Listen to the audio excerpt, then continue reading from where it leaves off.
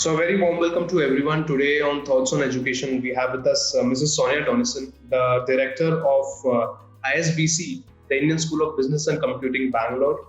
To talk about Mrs. Soniya Donison, she has almost 25 years of experience in the education sector, wherein she, prior to being the Director of ISBC, she had her own school called Petals Montessori School, which covers almost from KG to PG, now with collaborating with ISBC.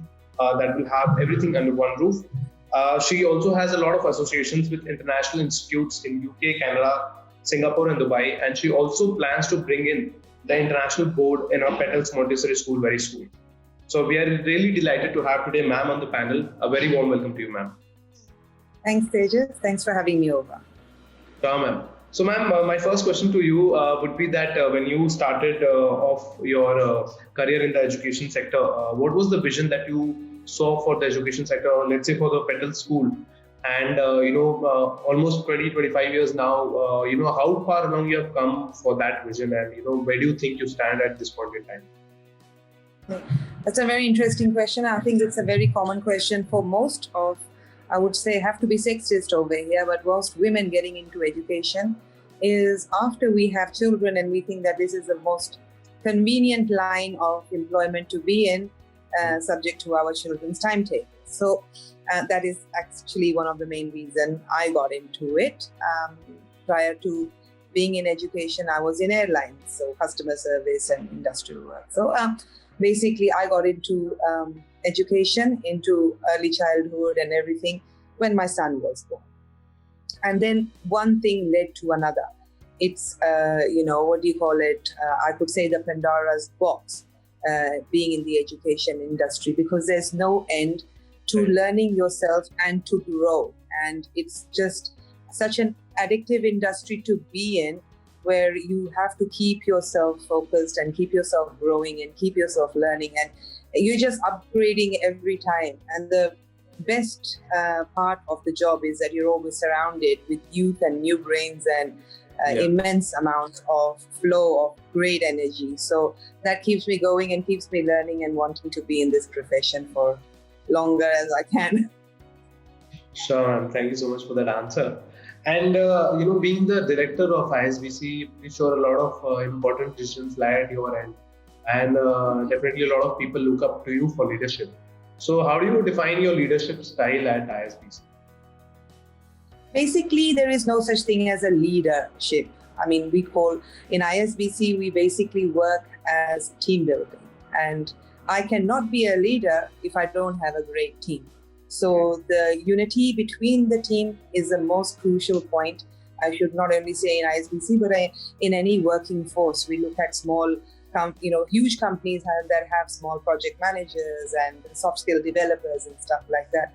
Now, unless and until your team is strong, you cannot lead. So I give pride to myself that in ISBC, we have a very strong, determined team that works together, and that defines my leadership skills, makes it much more easier for me to kind of we brainstorm together, we discuss things together, and everything moves on together. So we're one unit at the end. And how do you go about strategizing the marketing or the administration aspects of the college? See, marketing basically we have to understand what is the industry looking for. Number one. Industry means that when we go out, when our students finish and they go out into the job industry, are they going to get placed is the question.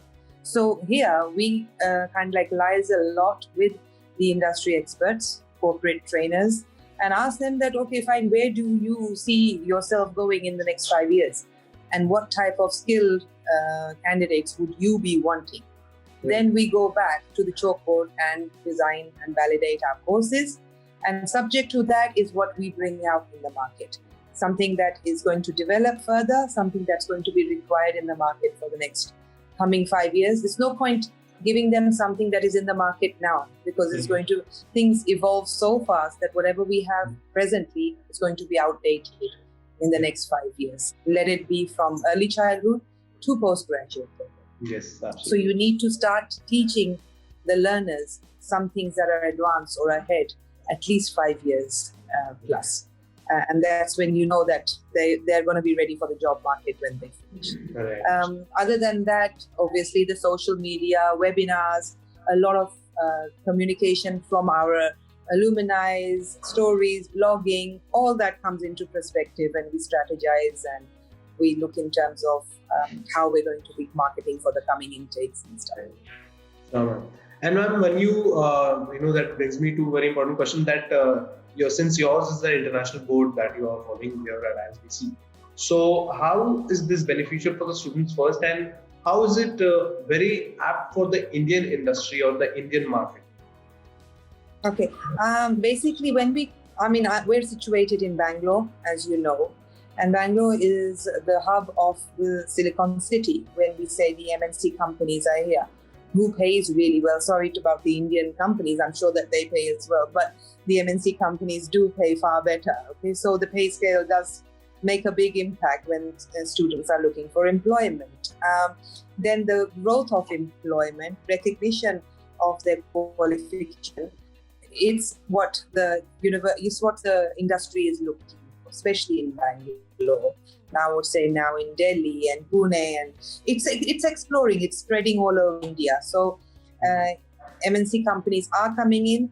They are taking candidates, their workers to America and UK and Canada. There's a lot of cross, border work happening now where Indians are going and training the locals in terms of how to product develop and stuff like that. Yeah. And that recognition will only come from the international universities, where they will get the quality-oriented education. I mean, I'm not saying, do not get me wrong, that there is no quality-oriented education in India. Apparently, we are far better. But there are those lit colleges, and sometimes it's very difficult for everyone to get into those colleges and pass through those certain exams. And we don't want any a good learning candidate to lose an opportunity in life. So these type of courses that are premium courses, they are quite expensive, and they do kind of like give you an international recognition all over the world, and makes that special candidate go a step forward if they want to flourish in their life further. So it's all up to the learners at the end of it. And again, it's also flexible for people who are in the job industry and want to upgrade their skills.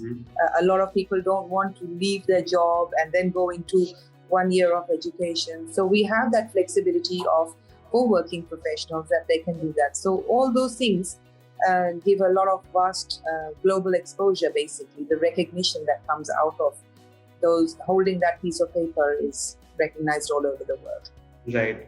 And how does the curriculum that you're following there at the International Board at ISBC, how do you ensure that that curriculum is the best practice in the industry? Again, as I said, market research. We have a huge, strong team of research and developers.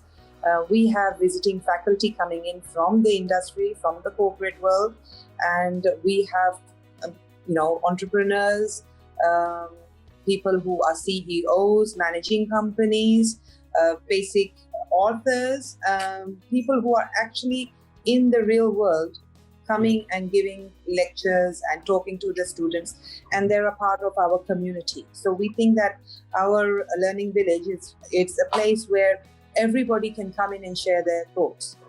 Right. Now, how do we make sure that what we are teaching is at par? Number one, we have to be strongly validated by the university. We will not get their license unless and until our university programs go through the validation and pass the validation. That's one criteria of it. How do we get exception validation is through, again, our industrial research, through all those faculties, for us going into the universities, the companies, sending our students for market research as well to understand what's going on in the market. So we have a very, very strong team of research and developers. And those research and developers are what they progress the courses forward and give us a course and give us data that we require to build a certain curriculum. Sure. And, when you talk about research and development and constantly, upgrading on your courses, I want you to ask this question: that are there any current or specific plans or specific add-ons to your courses that you are planning to maybe deliver to the students from next year that will hugely benefit them in terms of their career and learnings? Well, there's a huge amount of projects, as you know, data analytics and supply chain management and logistics, even project management courses are high on demand in the job industry at the moment. But then there is not one particular course that can go on and develop the whole year. So we're trying to build an MBA with a specific area or specialization in those fields. So if you do a general MBA, you can probably do a specialization, a short-term course with supply chain management. So that gives you an MBA with a supply chain management, which is a boost to your employment industry. Again, the same thing with project management and same thing with organizational development. So you have a general MBA with a specialization that gives you a little bit of an extra boost. So this is something that we're boosting our career in. We are also at the present moment researching in the industrial relation of combination of these pure demanding courses and how we can collaborate that as one course. Right. So this is on the process at the moment. It's under validation and hopefully it should get through soon. So we're working on that. Sure. Lovely. And ma'am, that actually makes me ask a question that, when you joined ISBC almost a year back, there was definitely some vision that you saw for this college as well, right? And so to achieve that vision, it's obviously a long-term thing, a long path that you might have to work on. So, what are some priorities that you have thought that these particular set of things will be my priority for the next 10 years? So, what are some of those priorities that will help you get more closer to your vision for ISBC or for your whole group of hotels and ISBC? Okay. Well, visions of educationist, I would say, has changed dramatically over the pandemic. This is something that we never really thought that are we going to be sitting and having a meeting or an interview like this ever. We thought an interview has to be done face to face and we all have to come and make a meeting and everything. So there's a huge dynamical economical change after the pandemic. And so in this way, the visions have, I wouldn't say changed, but I would say evolved. Okay. We thought that we can only be structured in one campus and there's no way of growing forward unless we build another campus and another campus and another campus. Okay. But now we don't have that. We have a mindset that we are going to be taking what we have through digitalization, and that can grow like a big balloon. So our next coming aim, which was, I'll be very honest with you, not when I joined ISBC, was that priority vision. We thought, okay, this is something that can exist in the site. We can do those short-term courses online. Luckily, and I'm proud that I'm glad we did it, because that made our pandemic year very, very smooth sailing, because we've already been in that boat. So now to further develop that and bring out our bubble, we are going to be going through the EdTech version, online version of teaching. And obviously there's no limitation towards that. Is having a great course and delivering it to the learner at their convenience. So that's the vision forward, being again industry related and being linked with the society and the learner's requirement, but making sure that every learner, you, me, at any age, can log on to ISBC platform and learn at their own convenient time and get a quality premier degree at the end of the finish. Sure, ma'am, sure. It's a lovely vision to have. And actually that brings me to last two questions that I want to ask you, a bit on general lines, wherein I want to know your views on where you feel are the challenges, some of the challenges for higher education today in India. And are there any common challenges that you see in ISBC as well? There is no, education doesn't have challenges. Education has never had challenges. We always presume, I'm an old school thought here. If you run an institute, you're running a Gurukul, it's a place of worship and learning.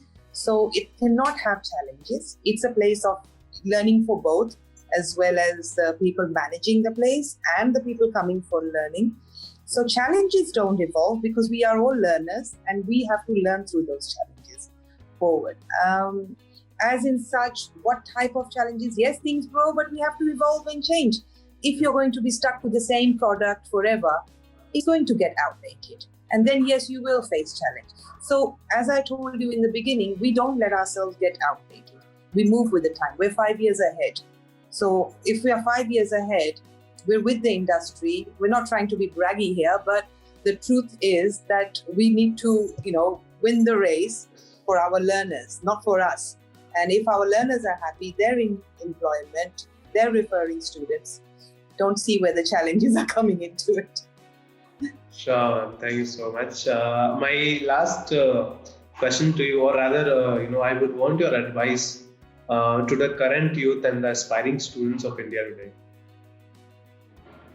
Biggest advice I can give is have a clear head. Don't get stressed for every little thing. Enjoy what you do and be willing to change at every stage of life. Because your change is the only way you're going to grow. Not by reading books, not by getting hundreds of degrees, but being open to change. That, okay, today this didn't work out. That's fine. What can I do next? Don't get into the downfall and into the darkness, because that's a lot of youth are giving up on life, and it's really sad. You have a bright future ahead. So don't go into that dark den. Think of every change as a golden opportunity, and use what you've learned from the past and go 2 steps forward. I bet you the moment you make that change, within 6 months you'll be saying, I'm glad I did it. Because that's how I've come up, and many of my colleagues have also come up at our age. We sit back and say, okay, that was tough, but I'm glad I did it. And then we will all be saying that. Okay, sure. Thank you so much for that advice, ma'am. So thank you, ma'am, for taking out your precious time with us and sharing with us your views and your thoughts on education, and definitely about ISBC as well. Pretty sure that when this video will reach out to a lot of students, they will know a lot more about ISBC that was not known before. And thank you once again for your advice as well. Really, something to be thought of at this, present time. So thank you, ma'am, once again for sharing your views and taking out your time and being on the panel today here, ma'am. Thanks a lot, Ravi. Thanks for this opportunity. Thank you.